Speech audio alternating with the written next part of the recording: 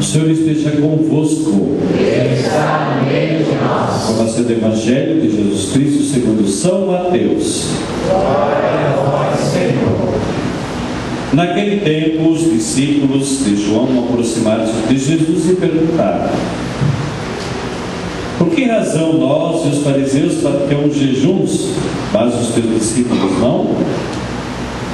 Disse-lhe Jesus: por acaso os amigos do noivo podem estar de luto enquanto o noivo está com eles?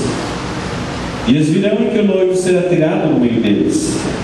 Então sim, eles jejuarão. Palavra da salvação. Glória a vós, Senhor. Podemos sentar.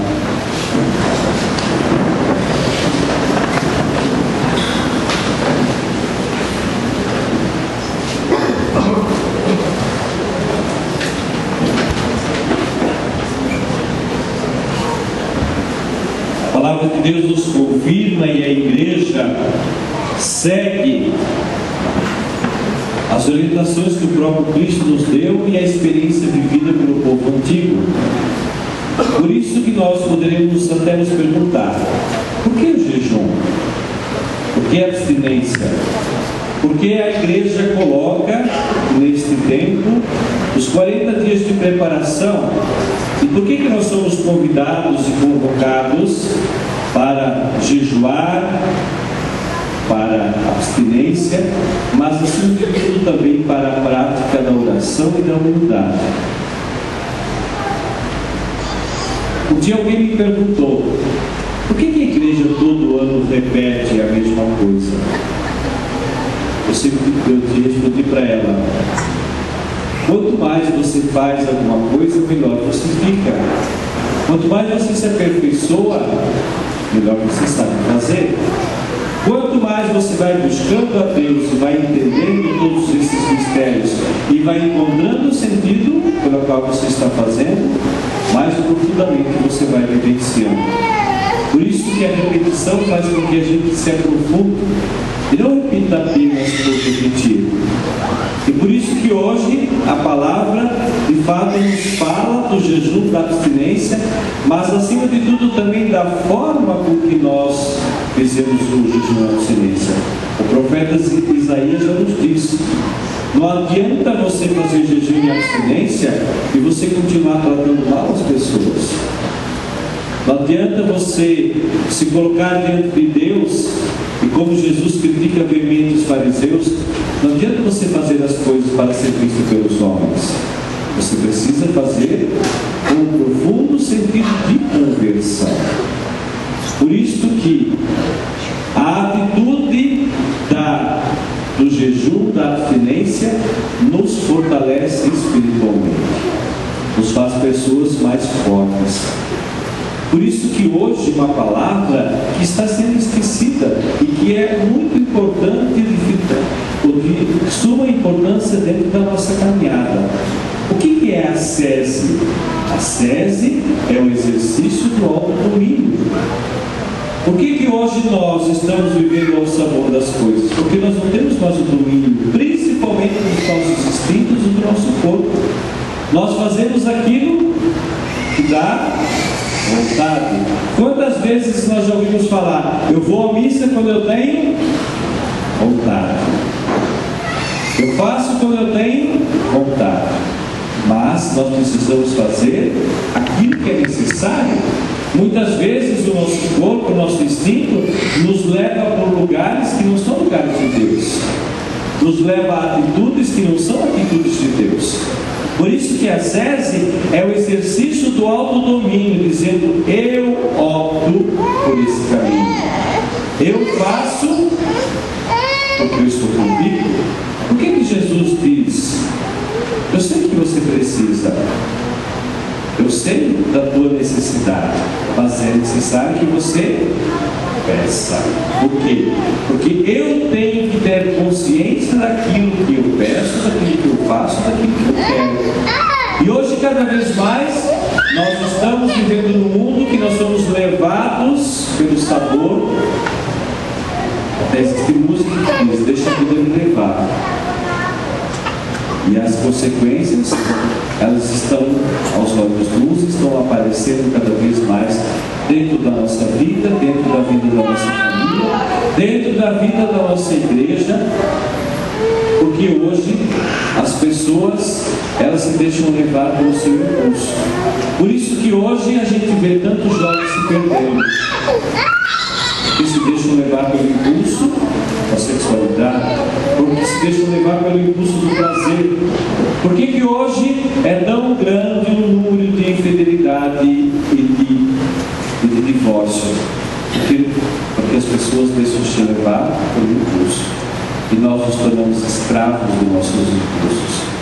Nos tornamos escravos da nossa sexualidade. Nos tornamos escravos da compulsão de comprar, de ter, de consumir.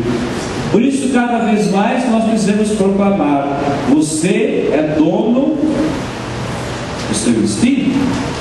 Você é dono de si. Você é responsável pelos seus atos. Você é responsável pela sua vontade. Deus te deu a vontade para quê?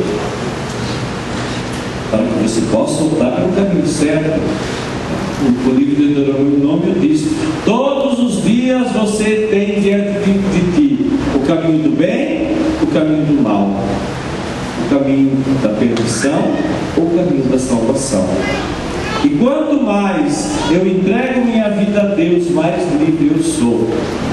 Quanto mais eu estou inserido, quanto mais eu estou ligado, e quanto mais eu faço exercício de autodomínio, mais perto de Deus eu estou.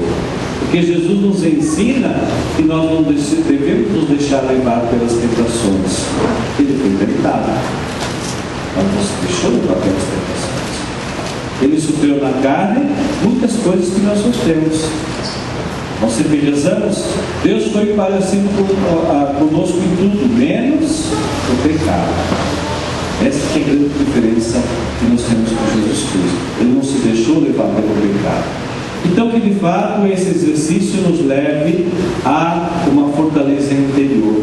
Por isso a gente pode se perguntar: por que neste tempo a igreja nos convoca para a abstinência? Por que esse tempo a igreja nos convoca para a oração? E é uma coisa que muitas vezes nós não queremos. Parece que essa palavra não cabe muito bem no nosso dicionário muitas vezes. E hoje Jesus confirma, dizendo que existem tempos fortes. Os fariseus questionavam os discípulos de Jesus por que eles não estavam jejuando. Porque existe um período certo para isso. Confirma hoje justamente porque que a igreja escolhe esse tempo, para que de fato a gente possa se debruçar e possa viver intensamente esse tempo, porque nós temos um porquê. Nós estamos esperando, estamos aguardando a celebração daquilo que é o centro da nossa fé, a morte e ressurreição do Senhor. Por isso que nós falamos no Tríduo Pascal, a instituição da Eucaristia, a morte de Jesus, mas acima de tudo também a sua ressurreição. Por isso que é tempo de nós rezarmos mais, é o tempo de a gente aprofundar mais, e eu diria mais do que isso, é o tempo de silenciar, é o tempo de a gente olhar para dentro da gente, e muitas vezes a gente não gosta de olhar para dentro da gente. Naturalmente, nós nos deixamos levar pelas coisas do mundo, e o mundo é barulhento. Diversas vezes a palavra confirma dizendo: queres encontrar a Deus? Encontre no silêncio. Quando Jesus queria rezar, ia para onde? No centro do Itajaí. Ia para lá? Ia lá no porto, quando aquele povo está desembarcando e embarcando.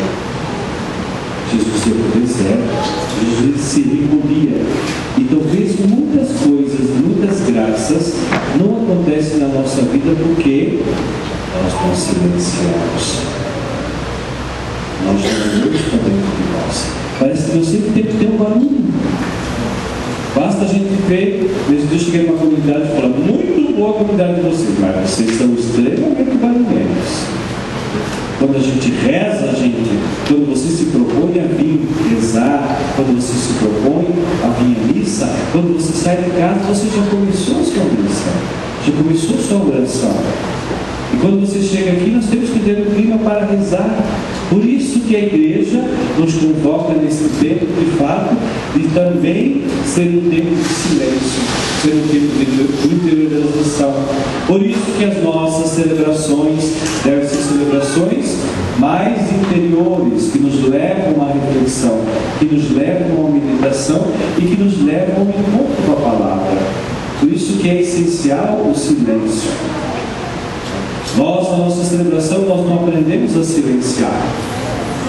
Basta que o padre, depois da Eucaristia, fique alguns instantes sem fazer alguma coisa, parece que a gente tem que já puxar uma oração, tem que fazer alguma coisa, parece que o silêncio nos incomoda. O silêncio tem que fazer parte da nossa vida. Porque o próprio Senhor nos ensina a silenciar. Eu lembro de Maria, quando ela não entendia as coisas, ela fazia o quê? Guardava o silêncio do seu coração. E Deus foi revelando aos poucos. Isso também é o sentido da Quaresma, esse é também o sentido que nós temos de silenciar um pouco mais, de olhar um pouco mais para dentro de nós e de realmente perceber o verdadeiro sentido, o verdadeiro motivo pela qual nós somos convidados pela igreja durante esses 40 dias a jejuar, a silenciar, mas acima de tudo a orar mais. 40 dias porque o povo caminhou durante 40 anos no deserto. E Jesus, durante 40 dias, se preparou para a sua missão com jejum e abstinência. E olhando estes e tantos outros fatos, mas principalmente esses dois fatos, a igreja acolhe também e convida os seus seguidores, cada um de nós, a também encontrarmos a força espiritual neste tempo forte que é a Quaresma. Por isso, talvez na sua comunidade, no local onde você esteve, você participou quarta-feira da abertura também da campanha da fraternidade, mas também da Quaresma, mas talvez seja um momento de reanimar e revitalizar de novo o teu compromisso. Por isso, no silêncio do seu coração, comprometa-se diante de Deus. O que você vai se comprometer neste tempo de Quaresma? O que você vai fazer para que o seu espírito seja fortalecido? O que você vai fazer para que, de fato, você possa entrar dentro desse grande mistério e, acima de tudo, vivenciar cada vez mais fortemente o mistério da morte e da ressurreição do Senhor? É tempo de graça, é tempo de abrir o nosso coração, mas também é o tempo de cada vez mais nos fortalecermos na nossa fé e na nossa caminhada. Faça a sua oração pessoal e faça o seu encontro com Jesus e o seu compromisso para que a sua Quaresma, de fato, seja um tempo de graça e conversão.